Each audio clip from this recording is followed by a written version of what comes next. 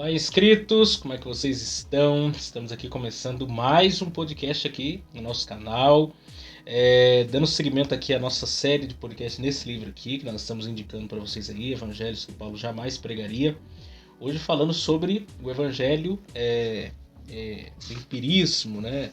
Empirista, ou das experiências, das emoções, etc., dos sinais. E vai ser um papo bem interessante, né? Entender essa perspectiva aí. Nós já falamos aqui sobre o evangelho do entretenimento, da teologia e da prosperidade, e agora vamos tratar dessas questões aí, dos sinais aí. Então, quero que você, antes de qualquer coisa, já se inscreva aqui no nosso canal, deixa aí o seu joinha, pega esse link, compartilha esse podcast com seus amigos aí no grupo da igreja, do trabalho aí, compartilha aí, espalha aí no grupo da família, para que mais pessoas possam ser alcançadas aí.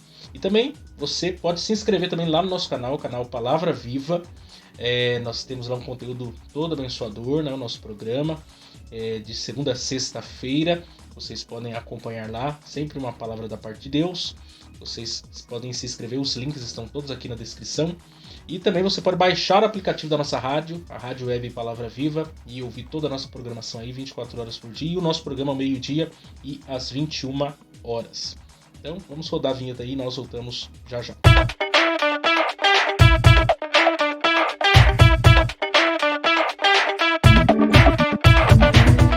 Muito bem, estamos de volta e estamos aqui recebendo, né, meu amigo, estudou comigo, evangelista, né, pastor, tudo junto aí, o Celso Ricardo.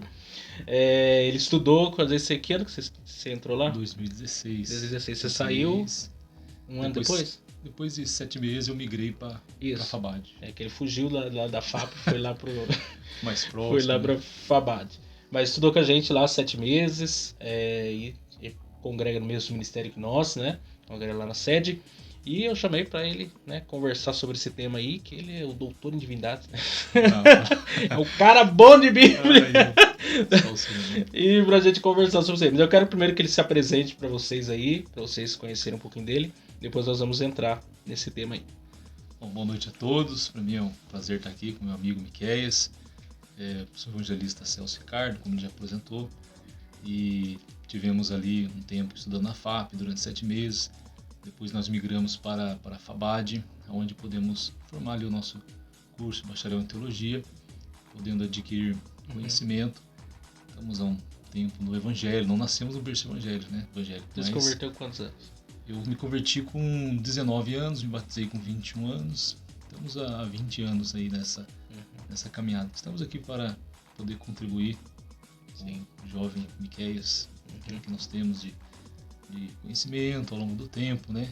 O conhecimento, ele cada dia mais, ele vai aumentando, né? E a gente precisa cada dia mais aprender. E a vida da gente é um aprendizado, né? Sim.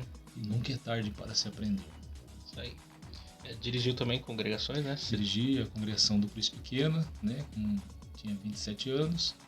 Depois tivemos ali na igreja do Maricá, onde pudemos ficar ali 2 anos. E agora estamos ali na sede. Sim. Você sempre foi do Ministério Belém? Sempre fui. Aceitei Jesus no Ministério Belém, me batizei, né, casei. E estamos aí há 20 anos na caminhada. Vamos lá, Celso. Primeiro eu sei que você fez aí suas pesquisas aí. Primeiro, qual é a sua primeira impressão aí sobre o tema do capítulo aí, né? Que o Ciro, ele vai dar umas cutucadas aí. Verdade. Né? Qual a primeira impressão aí já desse tema aí? Eu achei esse tema um tema muito importante, né? Principalmente na época que a gente está vivendo, falar sobre experiências, né? Ele aborda o tema os evangelhos que Paulo jamais pregaria. E dentre eles ele fala 3 importantes, né? Que é o empirismo, o evangelho da experiência, né? O antropocêntrico, onde o homem é o centro de tudo. E também da teologia da prosperidade. Mas a gente vai ficar nessa parte da experiência. Eu achei muito interessante porque a experiência, ela faz parte da vida do ser humano, né? Principalmente do cristão. A partir do momento que nós aceitamos a Cristo como Salvador, nossa vida é marcada por experiência, né? Sim. A experiência da salvação é uma experiência maravilhosa. A experiência do batismo nas águas, batismo com o Espírito Santo, isso faz parte da vida de um cristão. Então isso fez com que eu me interessasse e achasse muito importante. E ao longo do tempo a gente vai tendo as experiências também com Deus. É lógico que a Bíblia diz, né, os sinais seguirão os que crerem. Né? Os sinais seguem aqueles que acreditam. Não é que eu acredite e vou atrás do sinal. Sim. Diferente dos dias que nós estamos vivendo. Né? Sim. É porque a alfinetada que ele propõe, na verdade, o que ele propõe discutir, debater, é as pessoas que buscam um evangelho, buscam uma experiência espiritual, quase que como uma prática, né? Assim, como se tem que só aquilo ali é importante, entendeu?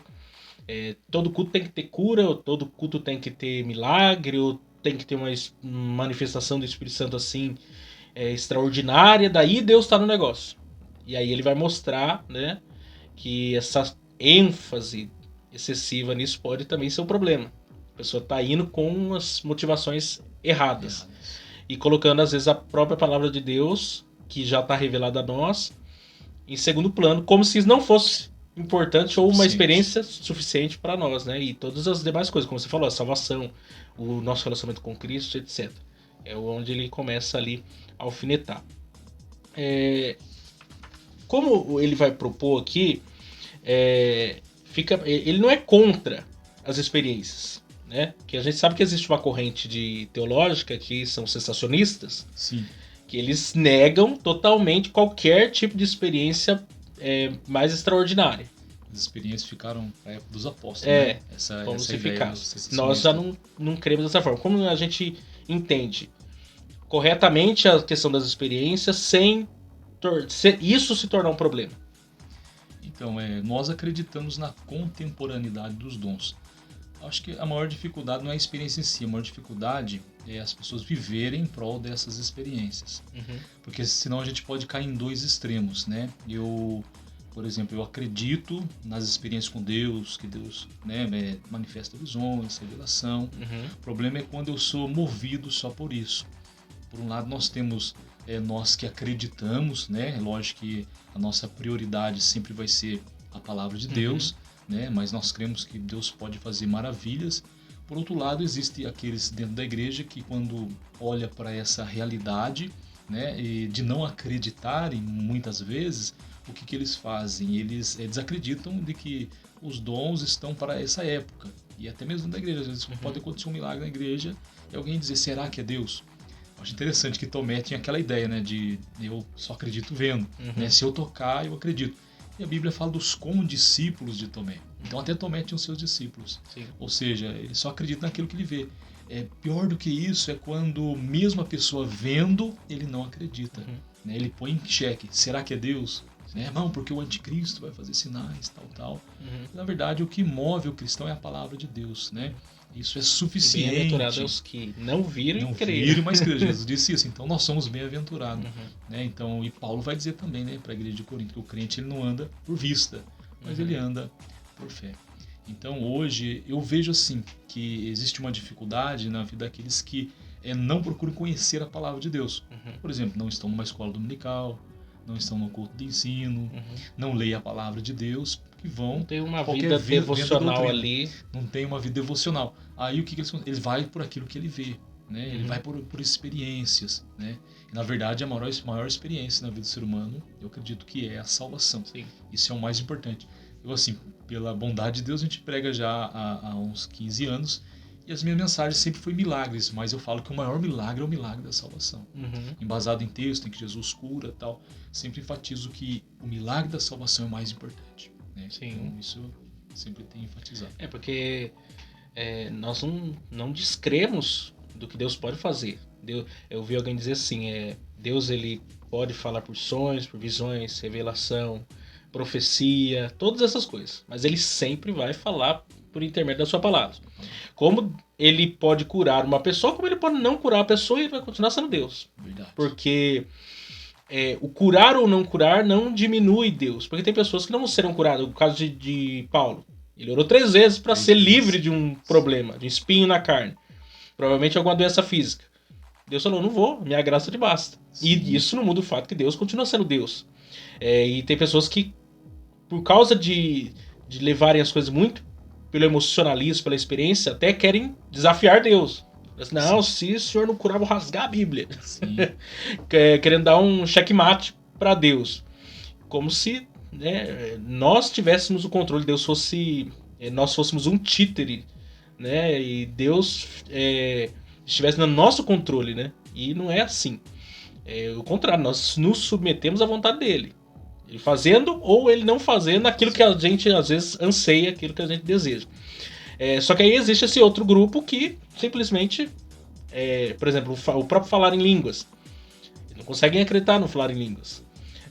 A profecia, né? Nós acreditamos que a palavra de Deus é a profecia, mas nós acreditamos o dom de profecia.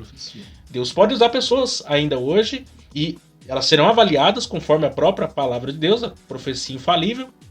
Eu brinco sempre isso na igreja. Se o profeta vem e fala assim, não, olha, tá o horário do banco, é bom pra você roubar. Você já sabe que não é de Deus, porque a palavra de Deus já diz, não roubarás. Então tem coisa que já está revelada. Então fica mais fácil de você entender a palavra que chega até você, porque você tem um parâmetro, você tem um padrão para você entender aquilo, para avaliar, que é a própria palavra de Deus. Só que tem pessoas que nem assim conseguem acreditar, ou um sonho, uma visão, algo assim, as pessoas ainda, alguns não creem, são céticos totalmente. Até mesmo questões de manifestação demoníaca. A gente não acredita que exista isso. Então, assim, a gente vê esse lado do sensacionismo que, infelizmente, está crescendo, né? Nos nossos dias, cada vez mais, né? Ou está se tornando mais conhecido, né, essa visão, que ela já existe há muitos anos, mas agora parece que com a internet as pessoas estão tendo mais acesso a esse tipo de visão e estão trazendo isso, e às vezes isso está limitando o meio que crê nisso há tanto tempo. Sim. Então, a base aqui que eu estou falando aqui é porque nós estamos falando de algo que nós cremos nos sinais. Jesus realizou milagres, os apóstolos do Antigo Testamento nós temos milagres, porque nós vamos acreditar que hoje Deus não vai fazer. Sim. As experiências vão ser importantes. Até por isso que daí nós estaríamos limitando o poder de Deus, né? Limitando a Deus. E tem como limitar Deus? Não tem, Deus é limitado. Então o mesmo Deus que operava no passado, opera no presente, né? A ideia do sensacionismo é que ele ficou para a época dos apóstolos, mas daí nós podemos entender que limita-se o poder de Deus. Eu vejo assim que a maior dificuldade muitas vezes é as pessoas elas desvalorizarem a palavra de Deus, na questão até da profecia, né? A maior profecia é a palavra de Deus, né? Você está num culto em que muitas vezes você está ouvindo a palavra de Deus e Deus está falando, dependendo da Bíblia estar aberta ou fechada, né? Tem aquela ideia, na fechada é um livro qualquer, aberto é a palavra de Deus. Não, a Bíblia é a palavra de Deus, né? Então, eu acredito muito na palavra falada, do pregador, aquele que prega. Mas existem ocasiões que Deus vai falar pessoalmente, né, com a pessoa, vai trazer uma mensagem pessoalmente, como a gente já, ao longo desse tempo de igreja, a gente teve assim, algumas experiências, não somente pessoal, mas também de visualizar outras pessoas que tiveram essa experiência. Sim. Mas ainda eu fico com a palavra de Deus, que é a maior profecia. Sim, Deus trabalha também através de revelação, através de visão. O que se ouve hoje muito assim por exemplo, por que a igreja do passado, né, existia visão, revelação? Às vezes é uma ideia um pouco passada. Deus é o mesmo, né? Deus ainda continua salvando, Deus continua curando, Deus continua libertando, Deus continua distribuindo dons espirituais. Os dons estão para a igreja, ele usa particularmente a quem ele quer, como disse o apóstolo Paulo. Sim. E também às vezes a gente acha que Deus ele está limitado a agir de uma mesma maneira em tempos diferentes. Sim. E não é desse jeito também, porque cada período da história Deus tem uma maneira de tratar com aquela geração, com aquele povo. Até mesmo os dons mesmo. Os dons, eles são para a necessidade. Então vamos supor, hoje nós temos mais recurso de você estudar a palavra de Deus, de você se aprofundar e tudo mais. Talvez 20, 30 anos atrás, o pregador simples tinha uma mensagem só, né? Tinha uma mensagem e às vezes para Deus falar, Deus manifestava-se de outra maneira para que a mensagem dele chegasse às pessoas. Hoje não, hoje você pega um pregador e tem 100 mensagens. Sim, ele tem uma potencialidade para estudar, aprofundar, com muito mais clareza e expor aquilo que Deus quer de acordo com a palavra dele. Então, cada época nós temos uma realidade também em relação a isso. E a palavra de Deus ela sempre vai ser pregada, anunciada conforme querer. Até ele conta um exemplo aqui, né? Das pessoas negligenciando essa questão da própria exposição bíblica, né? Porque tem pessoas que acham, por exemplo, se você vai lá chama lá um pregador lá na sua igreja, ele abre a Bíblia, ele expõe aquele texto ali, não tem muita unção, não. Uhum. Se não falar em línguas, piorou. É Tem que ter, na metade do sermão tem que esquentar o negócio, senão não tem muita unção. Ou senão, cria-se uma expectativa de que, embora o cara pregue lá 40, 50 minutos da palavra, do evangelho e tal, às vezes alguns esperam uma palavra específica do próprio pregador. Não, aquele ali é usado em profecia, então vai que, né, Deus me dá uma palavra aqui, e Deus já está falando mediante a palavra. Ou senão as pessoas acham que Deus só fala quando é uma palavra de consolo, né, de bênção, algo assim, e quando é exortação, não é Deus não. Daí é coisa do pregador. Na verdade, hoje as mensagens que as pessoas querem ouvir é aquilo que muitas vezes relaxa a sua alma, traz o conforto, a consolação, e muitas vezes é preciso Deus apertar um pouco, né, nosso linguajar bem assembleiano, né, para que nós possamos entrar no caminho da palavra. Né? Então, por exemplo, se o pregador... existe também essa dificuldade. O pregador, se ele é um pregador tranquilo, calmo, igual eu, né, os pentecostais já vai ter que ser mais, acelerar mais um pouquinho. Né? Aí pega um mais avivado, não, esse é de Deus. Então nós fazemos um pré-julgamento, né, por aquilo, pelas mensagens, pela forma de falar. E a unção de Deus Deus usa conforme Ele quer, né? A unção é a capacidade sobrenatural de Deus usar alguém, né, para que venha trazer salvação, venha trazer conforto. Então isso é muito importante nós entendermos. Sim, porque até Deus distribuiu os dons, são diferentes, e para a edificação da igreja. Você tem um dom que talvez eu não tenha, e eu talvez tenha um dom que você não tenha, mas o propósito de Deus é que a igreja, corpo de Cristo, todo mundo seja edificado. A unidade da diversidade. São dons diferentes, mas é todo mundo trabalhando no mesmo propósito. Até mesmo nisso, às vezes, por exemplo, um é mais... tem um jeito de falar mais, sabe, impossível. Outro é calmo. Mas lá na igreja tem gente que gosta de ouvir o irmão que é mais calminho. Sim, o outro gosta de ouvir o cara que é mais efusivo. Quer dizer, no corpo tem toda essa diversidade. E Deus conhece a maneira de chegar a mensagem no coração. É Deus que sabe, né? Você prega para 100 pessoas, você não sabe como que aquela mensagem que você transmitiu chegou no coração de quem está te ouvindo. Deus, ele tem os seus caminhos de levar aquela palavra no coração do ouvinte ali, e a palavra vai ter efeito, e a palavra é dele. Sim, a palavra é dele. Eu acho assim, interessante também é que o povo, as pessoas querem ouvir Deus falar. E assim, não estão preocupados qual é o nosso grau eclesiástico, qual é o nosso anel de formatura. As pessoas querem ouvir a palavra de Deus. A pessoa pode falar 5 minutos, contando que seja Deus que venha falar. E isso é o mais importante. Até na questão da forma de se pregar, né? Por exemplo, eu sou tranquilo, né? Vim numa cultura tranquila, família tranquila. Agora tinha um colega meu que ele já era explosivão e tal, e ele veio pra igreja, ele continua no mesmo ritmo, entendeu? Mas tem um público que vai ouvir, ele vai aderir à mensagem, né, de Deus através da vida dele, como alguns também vão falar. Mas o importante disso tudo é que Deus venha falar. Sim. E a questão das experiências, né? É importante a gente entender que a questão do milagre, né, em si, que hoje é muito falado. Qual o propósito, né? O propósito, o próprio Jesus vai dizer em Marcos 16:15, né? Ide por todo mundo, pregar o evangelho a toda criatura, crer e for batizado será salvo, quem não crer será condenado. E estes sinais seguirão os que crerem. Então, o propósito é que o evangelho venha a ser propagado, né? O propósito do milagre acontecer muitas vezes na vida de alguém, é para que a pessoa se torne uma testemunha, ou através disso ele alcance a salvação. A própria ideia do sinal é algo que aponta. Né? Não é, o milagre não é o fim, o milagre é o ponto de partida. Ele te aponta para o próprio Cristo, que é o maior milagre. Sim, né? sim. Aliás, o próprio nascimento de Cristo, toda a obra de Cristo, tudo é um milagre. Isso já é um milagre. E para você que, às vezes, Deus ele vai. Como a gente tem vários exemplos disso no Novo Testamento, né? Jesus realizou muitos milagres. A ênfase sempre era o quê? Até o paralítico lá, né? Foi descido lá. Primeiro ele perdoa os pecados. Se os seus pecados são perdoados. Porque esse é o maior milagre. Salvar você. Você pode sair daqui andando, mas o que vai adiantar isso se você não tiver uma vida transformada?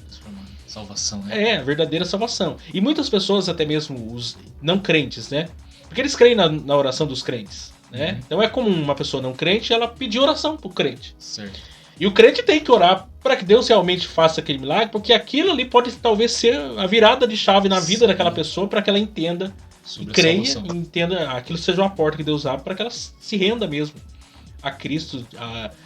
Às vezes a pessoa tem um coração duro, e o único meio de Deus quebrantar é evidenciando, manifestando a sua glória, a pessoa falando, uau.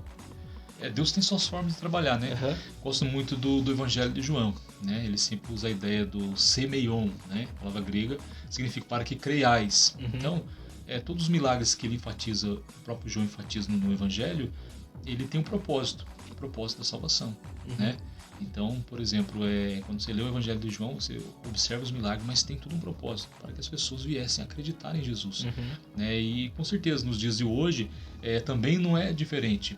Né? Às vezes tem pessoas que vêm para o Evangelho e através do milagre, talvez de uma bênção que recebeu, ele vai aceitar a Cristo, né? Ele vai permanecer na presença de Deus.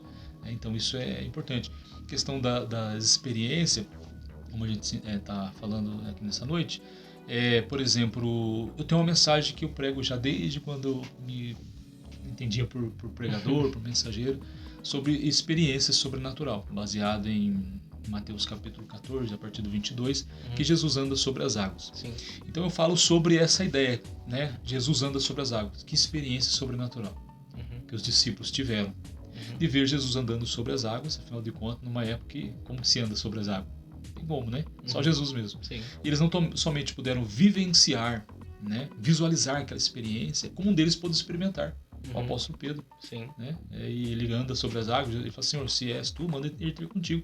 Aí Jesus então vem, depois talvez pronunciando o seu ministério, ele começa a afundar quando ele nega Jesus. Depois Jesus estende a mão e levanta ele, talvez pronunciando lá em Atos, capítulo 2, quando ele põe de pé e prega e 3.000 homens se convertem. Então eu falo sobre essa experiência sobrenatural que os discípulos tiveram. Eu abordo alguns pontos, entre eles eles só tiveram aquela experiência naquela noite porque Jesus estava no barco e eles estavam naquele barco. O barco sempre representa a igreja. Então, sem estar na igreja, sem Jesus, não tem experiência. Não tem como ter experiência. Então a gente aborda esse tema. E é interessante a gente falar sobre isso, né? Porque as pessoas vão atrás de igrejas para que buscar os sinais, ter experiência. Na verdade, ele precisa estar na igreja e ser igreja. Porque tem aquela diferença, né? Eu estou na igreja, mas eu sou igreja. Né? Será que eu sou igreja? Paulo diz, vós sois o templo, a morada do Espírito Santo. O milagre é Cristo quem realiza. E aí tem pessoas que... o apóstolo fulano de tal, né? Que ainda tem esse problema ainda. Sim. Realizou milagre. O duque, não sei das quantas, fez milagre. O pastor, não sei das quantas, fez... Não. O milagre quem faz é Jesus. Deus, é Jesus. Deus, ele usa homens, mulheres, sim. Mas quem opera o milagre é sempre Jesus. Sempre Jesus. E eu vejo pessoas patenteando, né, milagre para sua denominação, para sua igreja, para o pastorar, para apóstolo, não sei das quantas, quando na verdade Jesus é quem realiza todas essas obras aí. Ou senão, você estava naquela igreja há tantos anos, aí você veio para nossa, olha só, o milagre aconteceu. Tá vendo? Tá vendo? O problema era a igreja que você estava. Jesus está aqui, o milagre está aqui. Como que fosse uma coisa assim que... essa é a dificuldade. Agora vamos virar a moeda aqui. Porque isso é o que ele bate mais de frente. As pessoas usando os milagres, usando as experiências como um trampolim, com um fim mesmo, né? Como se aquilo fosse o suficiente, como se aquilo fosse o principal, quando na verdade não é. O principal é Cristo, o principal é o Evangelho, o principal é a salvação, o principal é ter um relacionamento com Deus, é a vinda de Cristo e tal. E o que Deus vai fazer na nossa vida nesse processo é prova de que Deus é Deus, mas não que isso seja o principal. O principal ainda é Cristo, é a pessoa de Cristo, é conhecê-lo, as nossas experiências com o Espírito Santo mesmo, o próprio sofrimento, né? Que o crente não tá livre do sofrimento. Sim. Eu me tornei crente. Eu vi alguém falando algo que eu achei interessante, porque é mais ou menos assim. Tem pessoas que acham que ser cristão, ou ser igreja, estar na igreja, é só a gente dá ênfase em algumas coisas como se aquilo fosse a prioridade. Ou se aquilo estiver acontecendo, aquilo é a prioridade. Por exemplo, milagres, manifestações do Espírito Santo, etc. Só que a verdade é que doença vai ter todo mundo. Sim, Você vai, sim. por exemplo, se você Sol tiver uma nasceu pra todos, né? você tem uma doença hoje, Deus pode te curar hoje, mas não quer dizer que amanhã você não vai ter outra doença. Você tá entendendo? Hoje talvez você esteja passando uma situação até emocional, porque não é só doença física. A pessoa tá depressivo lá, tá angustiado, ou estressado, um monte de coisa. Aí Deus traz refrigério pra você agora. Isso não significa que amanhã depois você não vai ter essa Não vai dificuldade. ter. Jesus, ele próprio disse, né? Aquele que vinha após mim, renuncie a si mesmo, tome cada dia a sua cruz. Vamos dizer que se existe uma cruz, existe um peso, né? E o peso são as lutas, provações. Ele disse, né? No mundo tereis aflições, tem demônio. Então é esse evangelho que poucos pregam, né? O evangelho da cruz, o evangelho que a gente vai passar por dificuldade. O sol nasceu para todos, o justo sofre, o ímpio também, né? O justo, ele passa por problema de enfermidade, como você disse. Sim, O justo também. injustiças, problema de casamento, tanta coisa. A diferença é quem nós estamos apoiando no momento, né? Porque o ímpio, muitas vezes, ele vai se apoiar nos amigos que naquele momento vai abandonar ele. Mas e o crente? Ele se apoia em quem? Nos amigos? Não, ele se apoia em Deus. Então a diferença é como eu vou administrar, é como eu vou passar. Hoje, as igrejas, elas enfatizam muito, principalmente as neopentecostais, né? Eles vivem de cultos temáticos, né? Por exemplo, venha receber o seu milagre. Culto da vitória, culto culto do romper, culto do só que você não vê, assim, venha receber o maior milagre, que é o milagre da salvação. Eu sempre bato nessa tecla. Que você não vê na placa da igreja, hoje tem o milagre da salvação.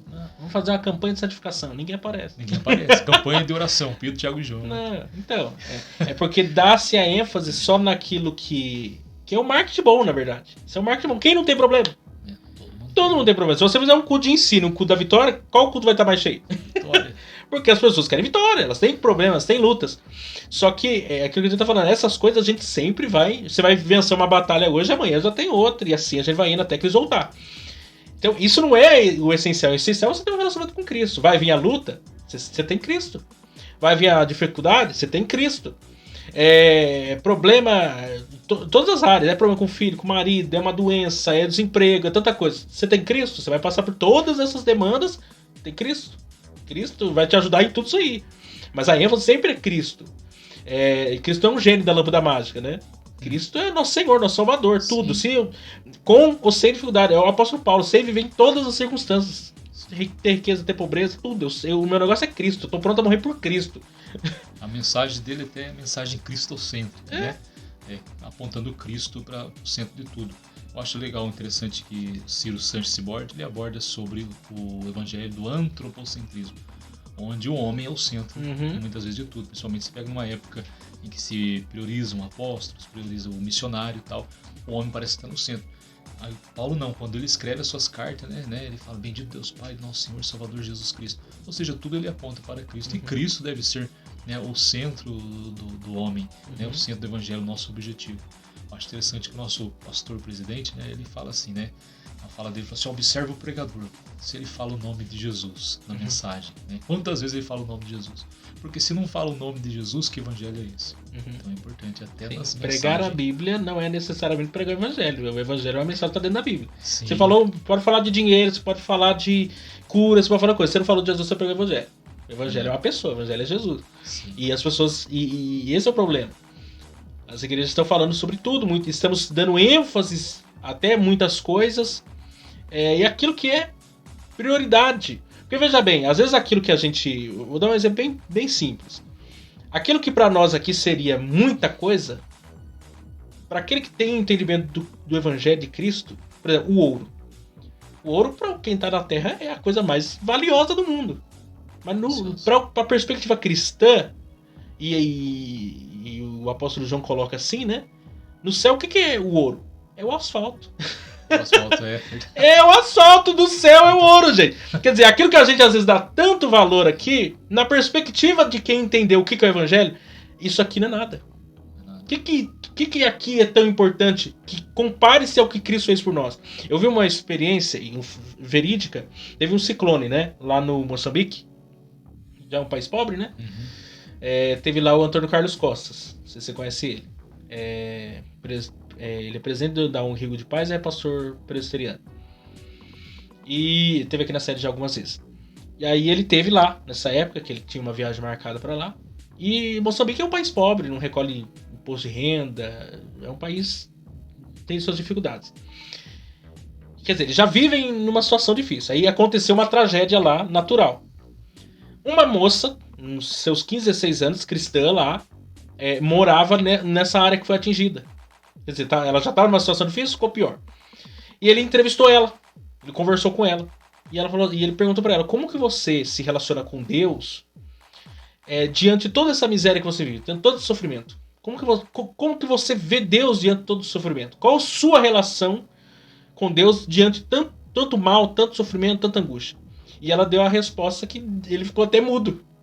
Que ele falou assim, nada disso aqui, nada, absolutamente nada, nem todo sofrimento que eu posso enfrentar, a realidade das coisas, nada se compara com o que Deus fez por mim ao enviar seu filho para morrer por mim no meu lugar.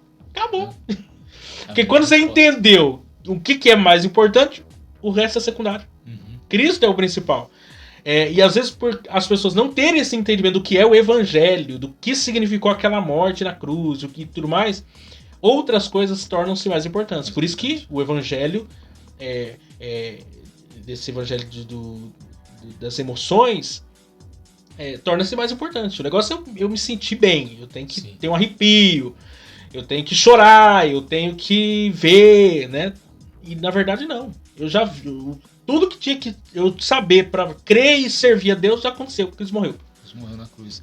Eu assim penso sobre qual a nossa motivação do evangelho. Porque assim, o único que conhece a nossa motivação é o próprio Deus. Às vezes a gente pode deixar transparecer algumas coisas. Uns são motivados pelo dinheiro, outros são motivados por obter bens materiais, outros vêm para o evangelho porque às vezes faliu no mundo secular cantando e vem cantar na igreja, tal. Falhou em todas as coisas. Todas as coisas e vem para a igreja, né?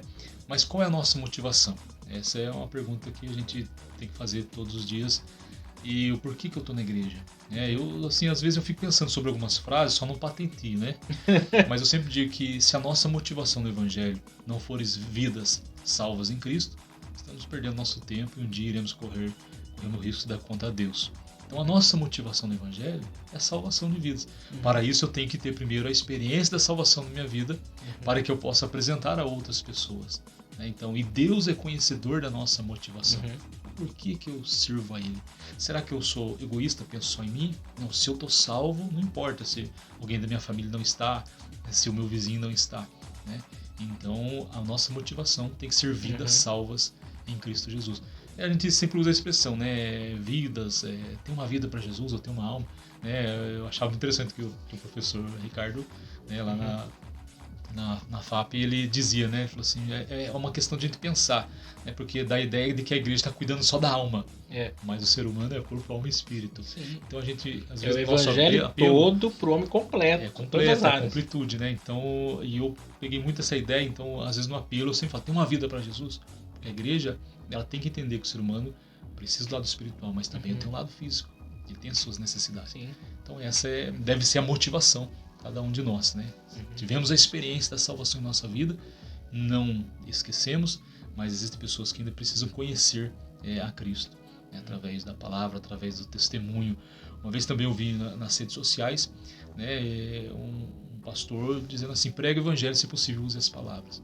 Então o nosso testemunho ele fala mais alto. Sim. Né? Às vezes você pode até usar as palavras, mas o testemunho, a nossa vida dia a dia fala mais alto. E também assim, que eu acho válido as experiências, mas a gente tem que tomar cuidado com as experiências. Por exemplo, até mesmo na hora de comunicar. Porque, veja bem, você vai lá, experiência pessoal. É pessoal, aconteceu com você. Não é uma regra, não é canônico, e não quer dizer que vai acontecer com todo mundo. Até Paulo, ele diz, né, teve a experiência de ser arrebatado, e ele diz não contou, poder, né? Contar. Não contou, né? Ele mesmo ficou quieto, falou assim, é melhor nem falar. Não sei se estava na carta, estava no espírito, o que eu estava, é melhor nem falar nada. Porque tem coisa que é muito pessoal, a não ser o caso de João. João foi arrebatado, né? Eu vi o céu aberto e disse, sobe aqui. Ele foi, viu e ouviu e comunicou tudo. E Jesus fez ele comunicar tudo aquilo ali. Que já é difícil de nós entendermos, né? Aí, agora tem coisas que, por exemplo, isso antes do movimento pentecostal, e até difícil, alguns teólogos tradicionais têm dificuldade com isso, né? Que é o caso lá da esposa do Jonathan Edwards, né? Que, segundo o relato que nós temos, ele testificando a respeito disso, a mulher dele estava orando, ele saiu, esqueceu o casaco, o chapéu, voltou pra dentro do quarto. Quando ele volta, a mulher tava do jeito dobrado, ele vê a mulher flutuando. Isso antes do movimento pentecostal, lá em 1700 e lá vai burdoada. Tem nada a ver com o que nós vivemos hoje. Hoje em dia, se a gente ouvisse isso, a gente provavelmente ou ia duvidar totalmente, ou já seria uma coisa normal de se ouvir. Agora, naqueles dias, naquele contexto, era algo muito extraordinário. Sim. Então, experiência pessoal, coisas extraordinárias podem acontecer. Pode. Só que a gente tem até que tomar cuidado na hora de contar. contar. Você citou até o apóstolo Paulo, né? Ele disse que conhece um homem que no corpo não sei, fora do corpo não sei, foi até o terceiro céu. Mas ele usa uma palavra interessante, assim, antes que eu me exaltasse, pelas excelências das revelações. Por quê? Eu acho que as revelações eram tamanha que ele falou, não, acho que eu vou me gloriar, eu vou se exaltar. Aí foi dado um espinho na carne. E hoje as pessoas, elas às vezes têm uma experiência e saem contando, né, na igreja. E Paulo diz, eu conheço, mas eu não contei. Né? E é interessante que o próprio Jesus, quando ele chama Pedro, Tiago e João para orar no monte, e Jesus começa a resplandecer, e ali Pedro diz, é bom estarmos aqui, fazemos para ti uma cabana para Moisés, outra para Elias, outra para o Senhor. Aí lá no finalzinho Jesus disse, olha, vocês estão descendo do monte, a ninguém conteis essa visão. Imagina você ter uma experiência no monte com Jesus e lá embaixo Jesus, olha, ninguém conteis essa visão. Elias. Né? A gente, às vezes, né, já fui várias vezes orar no monte, ou às vezes tem uma experiência, a primeira coisa que quer fazer, você tem, chegar na sua casa e contar pro seu filho, pra sua esposa. Né? E eu achei interessante você olhar, ninguém conteis essa visão. Essa ideia de contar, né, tem que ter cautela. Porque às vezes, em vez de trazer luz, traz confusão. Em vez de trazer esclarecimento e ser algo bênção, torna-se algo, pelo contrário, motivo de escândalo. Porque é pessoal. A pessoa tem que buscar. Tem o caso de Ezequiel, né? Água na canela, depois água no joelho, a altura do pescoço, até que o cara tá imerso no negócio. Mas é uma coisa da pessoa. É a experiência da pessoa. A pessoa vai andando, né? Mergulhando nesse rio da experiência do relacionamento dele com Deus. E vai vivendo coisas mais profundas, isso é evidente. Sim. Eu não consigo acreditar uma pessoa que está buscando intimidade com Deus, relacionamento com Deus, e isso também não se evidencia. Vai se evidenciar, porque você está buscando, vai ter um retorno. Não só para você, vai impactar vidas. Você prega, eu tenho a oportunidade de pregar. Às vezes você vai convidar a pregar num determinado local. Isso acontece muito comigo, não sei você. Mas às vezes, por exemplo, eu durmo e eu sonho que eu estou pregando tal texto. E quando isso me acontece, eu já, na hora, eu acordo, se eu acordar naquela hora ou de manhã, a primeira coisa que eu faço é deixar registrado aquilo ali, e vou estudar aquele texto ali. Eu tenho certeza que ali vai sair uma mensagem. E depois que quando você vai e entrega a mensagem, você sabe que o negócio, Deus tinha um propósito naquilo ali. É algo que eu vivo. Mas pessoal, tem casos que não acontece assim, você vai simplesmente... que nem eu tô expondo Romanos. Tô quase terminando Romanos no... Quer dizer, quando sair esse vídeo aqui, eu provavelmente já vou ter terminado. Eu tô expondo o livro inteiro. Como você foi pastor, dirigiu igreja, você pegou um livro inteiro e você expôs ali. Sim. Isso não é menos Deus falando do que quando você tem uma situação como essa, né? De você ter um direcionamento já para estudar um texto, uma palavra que você queima no seu coração, você vai e se aprofunda naquilo ali. Tudo é a palavra de Deus. A questão é a forma que Deus quer fazer, o propósito que ele tem naquilo ali. Como Deus vai fazer, né? Cada um tem uma forma, né? O que a gente ouvia muito na faculdade é a sua experiência pessoal para você. Né? Porque sempre, às vezes, na sala alguém queria comentar a experiência pessoal que teve. Aí sempre ouvia falar, não, aqui cada um com a sua experiência. Né?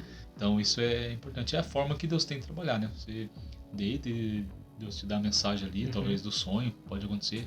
Eu já é mais a leitura que eu estou naquela semana ali, no texto que eu estou. Se eu receber o convite, eu vou trabalhar naquele texto. Sim. Né, que eu estou estudando, meditando. Né? Então cada um tem a sua forma.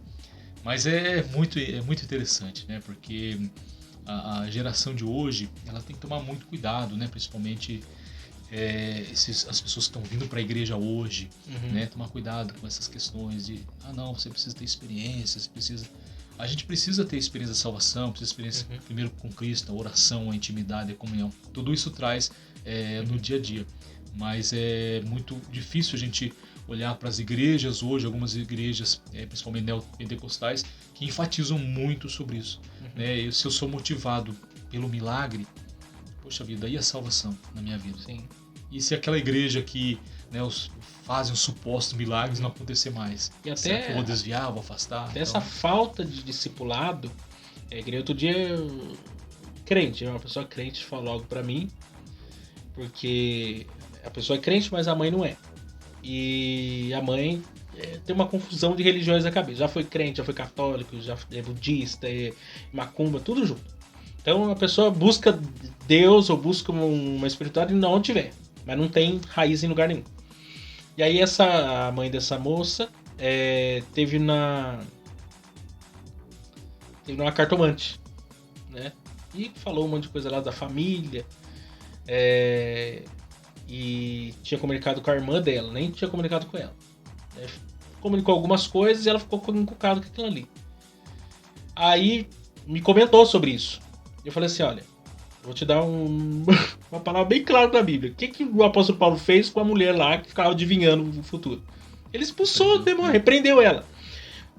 E é uma questão bem simples. Quando você entende, aí eu falei pra ela, quem que é o dono da história? O dono da história é Deus. A história não tá na mão do diabo. Ele não sabe a história. Ele tá dentro da história. Sim. Que Deus tem o controle. Deus é que é o alfa e o ômega. Quer dizer, não tem. E quando entra nesse aspecto de visão e revelação, é sempre no campo da adivinhação. Nunca é assertivo. Porque só o único que pode revelar o futuro é o próprio Deus. Certo. Ele que sabe que tá, ele que já tá lá no futuro. Satanás é uma criatura, ele não é onipresente, não é onisciente, não é onipotente, não é nada. E as pessoas, por causa de ter uma ideia, veja bem, um negócio assim, falta de entendimento mais claro da palavra de Deus, fica com dúvida. O coração fica dividido. Preocupado com aquela palavra, em vez de entender que, não, a minha vida não está governada, ou as situações não estão governadas por palavra de pessoas que estão adivinhando o futuro. Palavras de demônios mesmo, né? Sim. Mas falta de clareza da própria palavra de Deus. Falta de clareza.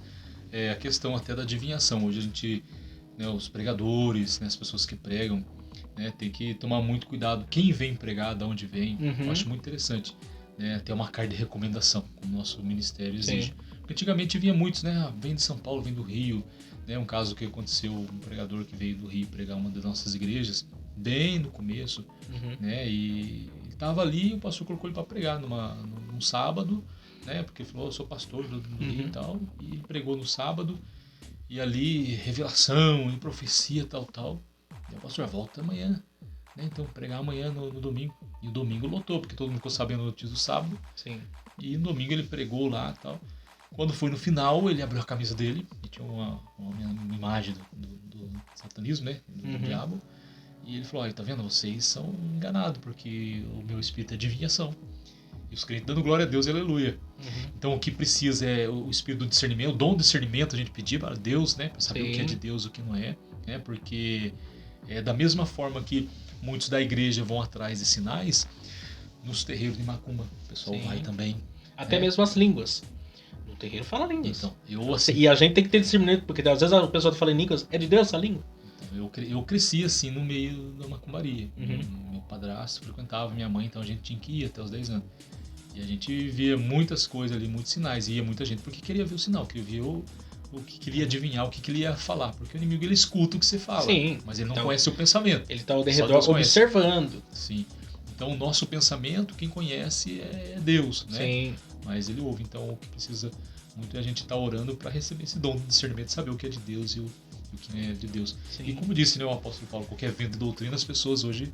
Não, e às vezes, por exemplo, se o pastor, homem de Deus, manda alguém se calar, porque ele entende que aquilo não está de acordo, ainda os crentes acham que o pastor está limitando o espírito. Está limitando, é verdade.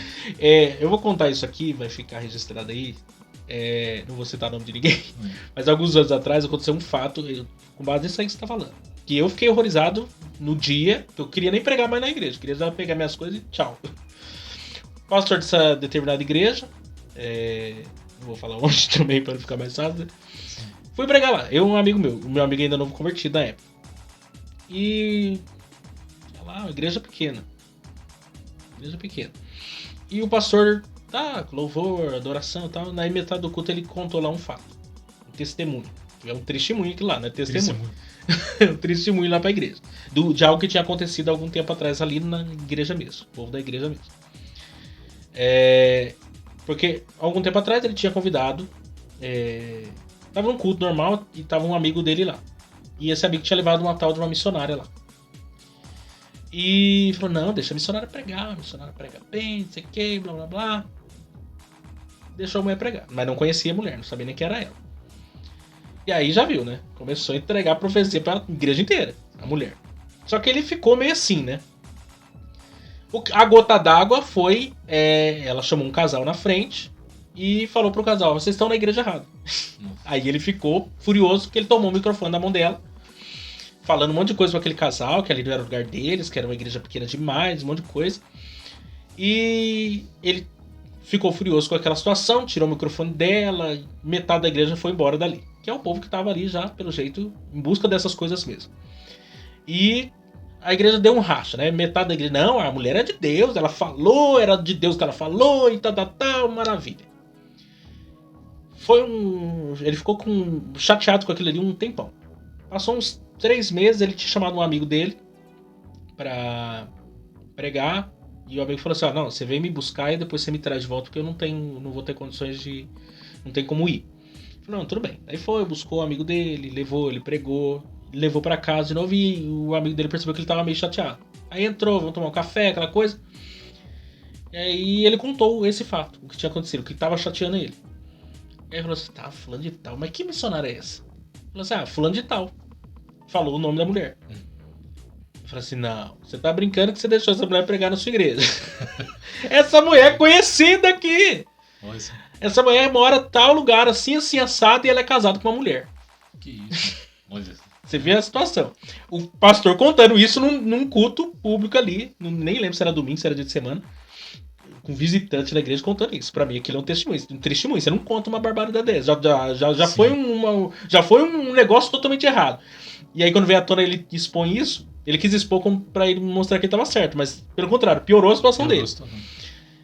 E aí eu preguei naquele dia, eu lembro que eu ainda falei sobre números, e a língua coçou, no final da mensagem eu falei assim, pastor, se na sua igreja tiver a pregação da palavra de Deus, o povo não vai deixar ser enganado por outras coisas.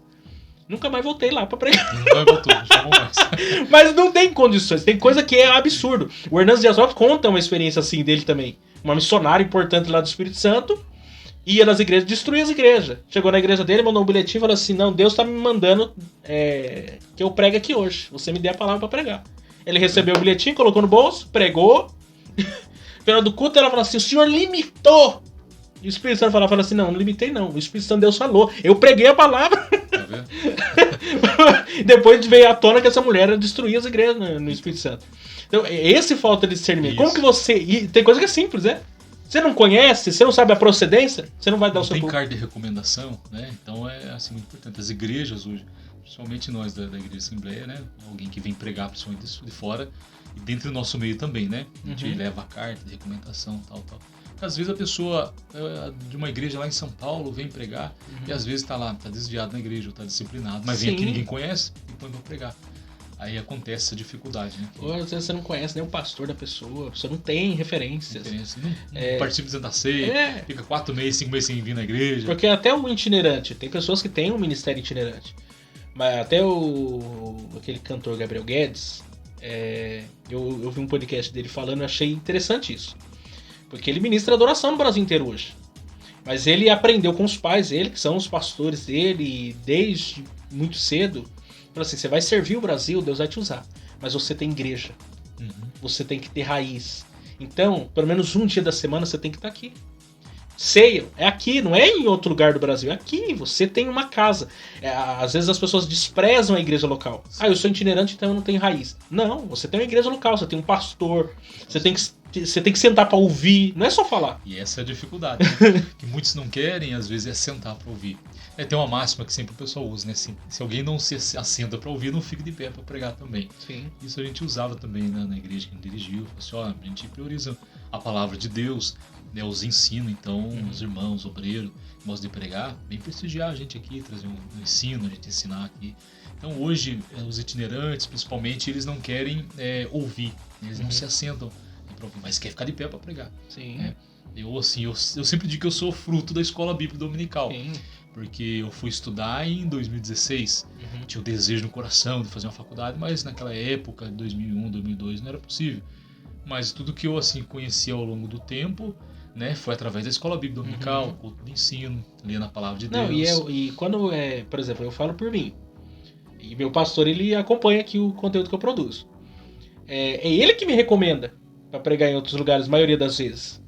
Por quê? Porque eu tô servindo na igreja local. Sim. Você tá entendendo? Eu não tô por aí pregando. Até alguém, às vezes, por exemplo, às vezes eu talvez me ausente 2, 3 domingos, alguém pensa assim, nossa, o cara só quer pregar agora. Não, às vezes essa agenda veio porque o próprio pastor indicou. Então, e eu tenho essa liberdade, porque eu chego no pastor, eu vou receber o convite pra pegar tal lugar. Pode ir em paz. Não tem problema. Se ele falar não, você vai obedecer. Ovelha é obediente. Sim, Quem é o desobediente é o bode. Sim. Então, assim, tem pessoas que não têm esse entendimento, mas é questão de falta de raiz. Né? Você tem entendimento do...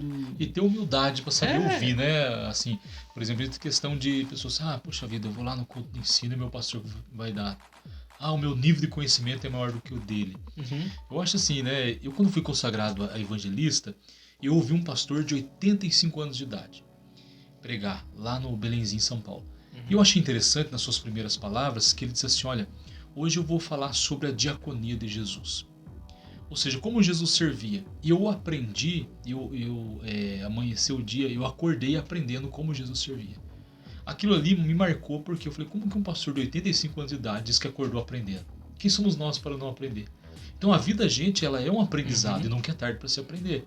Então tem pessoas que às vezes não têm a humildade de ouvir o seu pastor, que às vezes na simplicidade, mas ele tem algo para oferecer, né? Ele é um homem de Deus. Não é porque às vezes a gente adquiriu um pouco de conhecimento e a gente não senta mais para ouvir algumas pessoas. Né? E pessoas que às vezes estão anos no evangelho, né? Há muito tempo.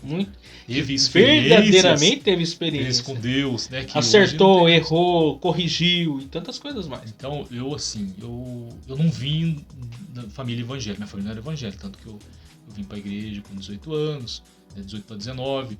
Aí eu fui me batizar com 21 e eu trouxe a minha família para a igreja.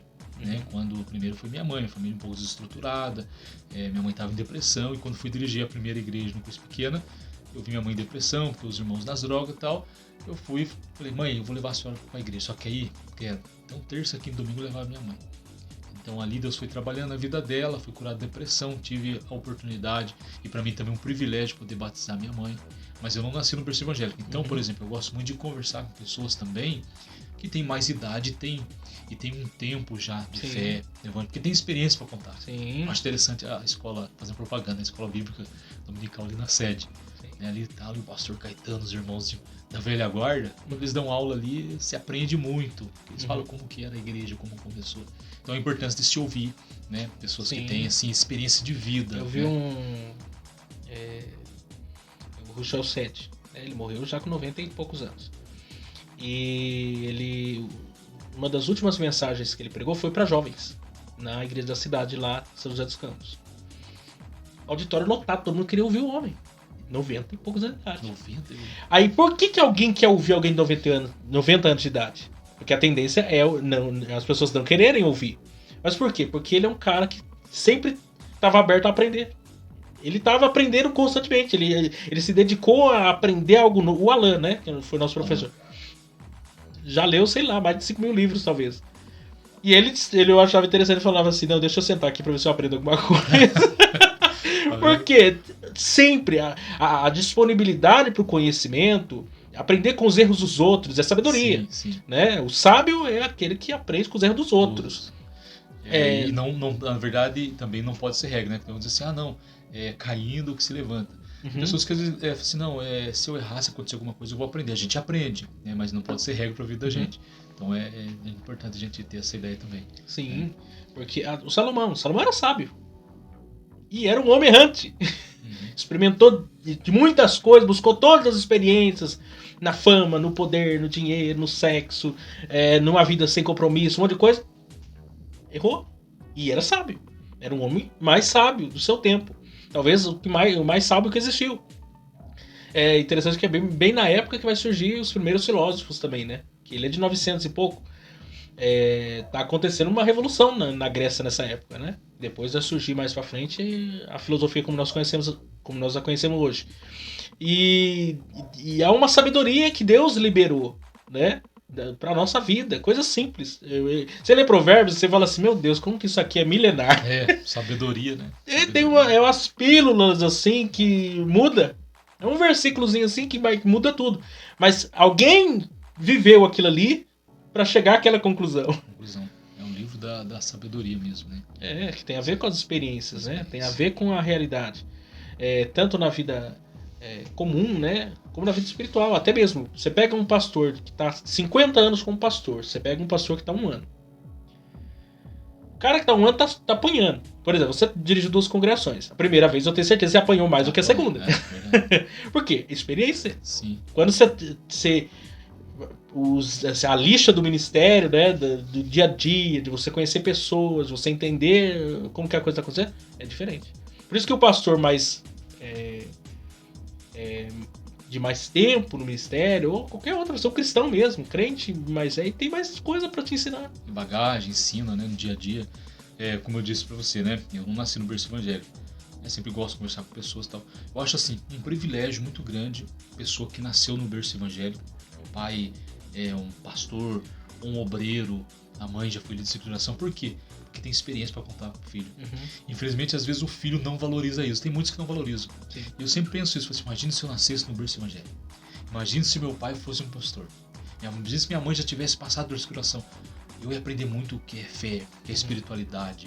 Então eu aprendi muito na questão da escola dominical, conversando com outras pessoas, e estamos aprendendo ainda, né? A vida é um aprendizado, constante aprendizado. Einstein que diz, né, que a mente que se abre para o conhecimento não fica do mesmo tamanho, né?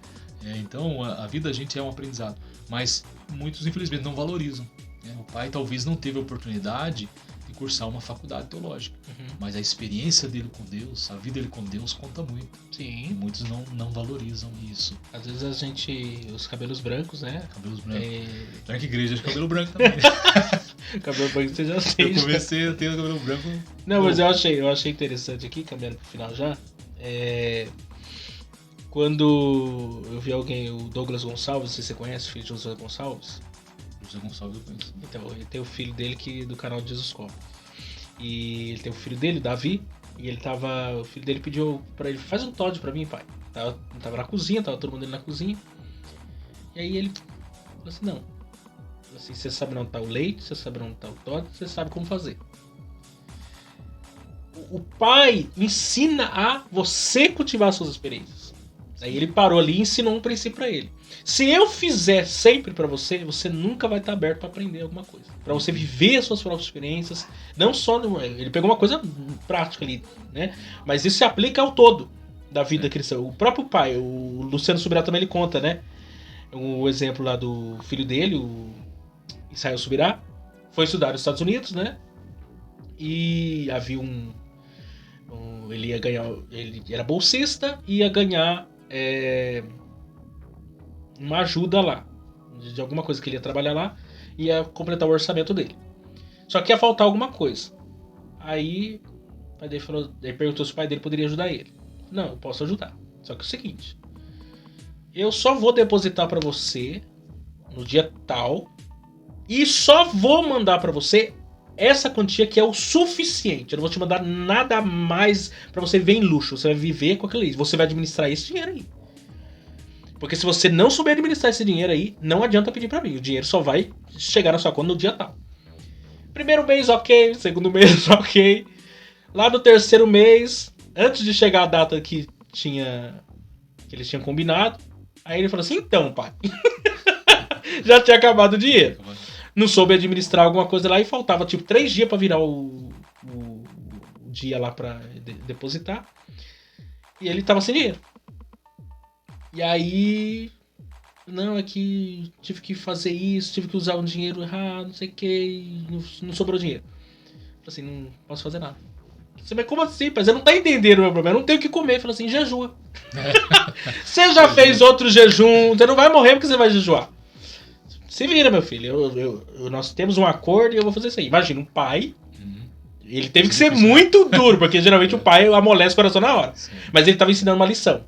Porque se ele cedesse naquela hora, depois ele ia ceder uma segunda, uma terceira e assim um dia. E ele não quer aprender, né? O menino jejuou 3 dias. 3 dias, imagina. Virou. Nos outros meses, daí, depois de passar dessa situação, o pai dele falou assim, meu filho, entenda uma coisa aqui. Quando você tiver numa situação como essa, se você vê sem saída, você tem que entender que quantos milagres você não viu nessa casa, Deus fazer? Quantas respostas de oração você não viu? Assim, você precisa entender que no momento de aflição, mesmo Deus que fez milagre aqui, faz milagre quando a gente busca, ele vai fazer na sua vida. Aí tá. Quando ele passou por uma situação como essa, faltava tipo uns 2 dias. E diante disso ele não quis jejuar igual a outra vez, né? Ele falou assim, tudo bem, eu vou buscar Deus, Deus vai dar resposta. E ele estudava no seminário lá nos Estados Unidos, fazia outras coisas, e lá nos Estados Unidos, no Kansas, tem o IHOP, né? Que é a casa de oração 24 horas que tem lá. Ele disse que foi pra sala de oração lá, orou, pediu a Deus e sentiu o desejo, vai pro lugar lá de você comprar alguma coisa, entra na fila lá. E ele saiu da casa de oração, foi pro lugar lá que vendia as coisas e entrou na fila, sem um centavo no bolso. Quando ele tá lá na fila, tinha um rapaz na frente dele, de algum país da África, esqueci agora o nome. Olhou pra trás, falou pro cara assim, que ele for comer eu vou pagar. Olha só, tá vendo? Não tinha nem falado nada pro cara. O que ele for comer ele vai pagar. Daí ele ficou assustado. Ele falou, não. E ainda negou ele. Não, você vai sim. Pagou, pegou o dinheiro que ele tinha e ainda deu pra ele. Aí o rapaz, usado por Deus, falou com ele assim, aquilo que você precisa eu supro. Tá vendo? Deus é Deus de milagre, né? Uma coisa simples. Simples. Mas experiência, é você provar e ver que Deus existe, é bom e ele faz realmente essas Provar coisas. e ver de que Deus é bom. E coisas simples. Mas às vezes a gente falta um pouco de fé. Usar a fé, né? A Bíblia diz que se tiver fé do tamanho do grão de mostarda, né? Mas lá tá dando um exemplo. Na verdade, a questão do tamanho não interessa. A questão é ter fé e usar a fé que você tem. Pequena, grande, vai ter efeito. Né? Porque a fé tá apoiada numa pessoa, o próprio Cristo, o próprio Deus. E ele é o Todo-Poderoso, né? É a questão da fé, né? Pra quem às vezes quer receber um milagre, uma bênção, existe a fé daquele que vai orar e a fé daquele que vai receber, né? Então aquele também que vai receber a oração, ele precisa confiar, né? Ele precisa ter fé. E aquele que vai orar também, né? Porque a gente vive numa época também de muito ceticismo, né? Sim. Às vezes chama uma pessoa, vai orar pro fulano e tal, o camarada já vai sem fé. Né? E já justifica, não, é lógico que tudo é a vontade de Deus, né? Mas a pessoa já ora sem fé e você aí sai no corredor e eles não passam da semana. Faz a semana. Mas é interessante, é importante. Esse tema me fez lembrar de muitas experiências que eu tive com Deus, não porque eu fui atrás, mas aconteceram na minha vida. A situação fez com que viesse a acontecer, né? Dentre elas eu estava pensando sobre o meu filho, o Gabriel. Ele, quando ele nasceu, ele até os 8 meses de idade, ele tinha uma inflamação no ouvido, sabe? Que a cada 18, 20 dias eu tinha que levar ele no doutor, os capucinhos. E ele tomava antibiótico 9 meses. Quando passou mais ou menos uns 7, 8 meses, aí eu levei ele de novo, tava com problema. O doutor falou para ele assim, olha, esse menino já está sofrendo há quase um ano com esse problema no ouvido. Ele precisa passar por uma cirurgia. Eu falei assim, quando que pode ser a cirurgia, doutor? Isso era uma sexta e falou, segunda-feira. Segunda-feira a gente pode marcar. Eu falei, tá bom, pode marcar a cirurgia. Né? Da boca pra fora o pai fala assim, mas por dentro, né? Imagina, ele tava com 1 ano e meio, tomando anestesia geral. E o doutor tinha falado uma coisa interessante. Ele falou assim, olha, só que na madrugada, de domingo pra segunda, quando você acordar ele, você perceber que o nariz dele tá escorrendo, se ele tá espirrando, não traz, senão ele não pode tomar anestesia geral. Eu falei, tá bom, doutor. E fui pra casa, comuniquei a Isabel, né? E começamos ali uma oração, campanha de oração. Oramos na sexta-feira, oramos no sábado e oramos no domingo. E quando foi de domingo para segunda, 5 horas da manhã, acordamos o Gabriel. Né? Acordamos ele, despertamos ele ali e a gente percebeu que ele estava com o nariz escorrendo. Ela disse, vai ter que ligar para o médico e falar que não vai marcar a cirurgia. Eu disse, não vai marcar mais, porque isso é um sinal de Deus. Eu estava pedindo um sinal que Deus tinha curado ele. E eu liguei pro doutor e falei, doutor, é o seguinte, o Gabriel amanheceu com o nariz escorrendo e a gente não vai fazer a cirurgia. Ele falou, posso marcar outro dia? Eu falei, não precisa marcar, doutor. Porque eu creio que Deus operou um milagre na vida do Gabriel e o sinal foi o nariz dele escorrendo. Ele está com 15 anos hoje, nunca mais tem problema de ouvido. Então são experiências que a gente vai levando o resto da vida, né? É um Deus que opera milagre, mas a gente tem que pôr a nossa fé em ação, né? E eu lembro até as minhas palavras, eu falava assim, senhor, mas eu estava no começo assim da fé, prego assim na igreja e tal. Senhor, eu queria que o senhor operasse um milagre na vida do Gabriel. né? A gente fala muito sobre fé e tal, e Deus operou. Né? Então, isso foi bênção. E Deus ele é tão pedagógico que você vê quando Deus ia falar com o seu povo, muitas vezes lembra do que eu já fiz. Eu sou o mesmo ontem, hoje, eternamente. Quer dizer, eu fiz lá, né? Várias vezes no Antigo Testamento você tem texto, Deus fala, lembra, eu sou o Deus que tirou do Egito, eu sou o Deus de Abraão, Deus de Isaac, Deus de Jacó. Sempre lembrando da base lá, né? O Deus que abriu a madre de Sara, Deus que foi operando milagres gradativos na vida do seu povo. Quer dizer, nós temos uma bagagem, você tem uma história de coisas. Quer dizer, e você pode acessar esse mesmo Deus que operou no passado, ele continua a operar no presente e ponto final. Vamos caminhar aqui para o encerramento e eu queria que você ficasse com essa palavra aí. Estamos falando de experiências, não sabemos a sua realidade aí, mas nós cremos nesse mesmo Deus que pode fazer milagre aí na sua vida aí, naquilo que você precisa, segundo a vontade de Deus, tudo pode ser realizado. Nós entendemos que o Espírito Santo de Deus continua a fazer coisas extraordinárias. Celso, quero agradecer a você. Eu que agradeço a oportunidade de poder estar aqui junto com você aqui, podendo adquirir experiência também, né? Através desse diálogo. Sim. Isso foi muito importante. Né? Muito bom. Deus continue abençoando. Creio que em outras oportunidades, quando a gente tiver, vou chamar você de novo. Até para dar uma palavra lá no...